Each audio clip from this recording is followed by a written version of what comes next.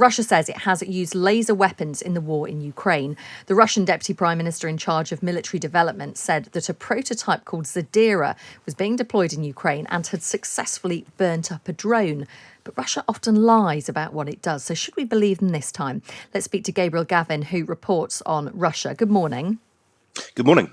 What do we know about this laser weapon? I mean, do we know that it even exists?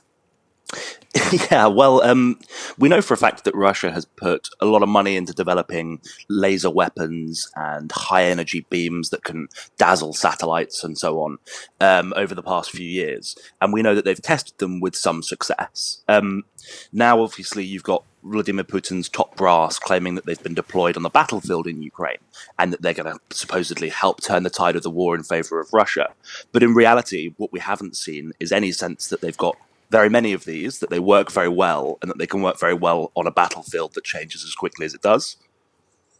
Well, this is the thing as well. I mean, you hear reports, don't you, that on the one hand that they've got these laser missiles, but then you also hear intelligence reports saying that they've used so many of their really good weapons, and obviously it's quick to launch, longer to replenish, that they're having to turn to using old Soviet weapons instead. Well, yeah, absolutely. And I think with some of the most advanced technology that they do have access to, it's about more of a propaganda victory than a military victory. Because, yes, they may well have systems like periscope and other laser technologies, but we know that they're few and far between. That, in actual fact, they don't even have a very large stock of laser-guided precision munitions, which is what you'd want to use if you want to target, your enemy in an urban environment, etc., etc. You're effectively just pushing kind of quote-unquote dumb bombs at the back of a plane and hoping they land. So while they might have some very big-ticket stuff that they've invested a lot of time and money in, the actual bulk of what the average Russian soldier is going to have to use in Ukraine is something that would be very familiar to their great-grandfathers in the Red Army.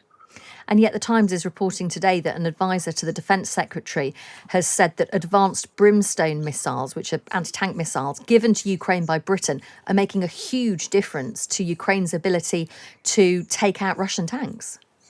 Yeah, well, I think this has been something that we've seen from the start, not just Brimstone, but also things like Javelins and the M-Laws and things. And what I think is very clear is that Russia underestimated the capability of that Western weaponry when it was going in. And you saw, for example, individual tankmen constructing cages around their tanks to try and stop a top-down missile strike and doing anything they can really to stop this kind of death raining from above. And it hasn't worked because it's just clear that for the first time ever, we've seen that a guy with a rocket launcher can take on, a military superpower's most advanced flagship tanks. So it's really changed, I think, to a greater or lesser extent, the nature of warfare and what it means for a country to defend itself against an overwhelming force or an overwhelming number of forces, in the case with Russia. Gabriel, good to speak to you. Thank you for your time this morning. That's Gabriel Gavin, who reports on Russia.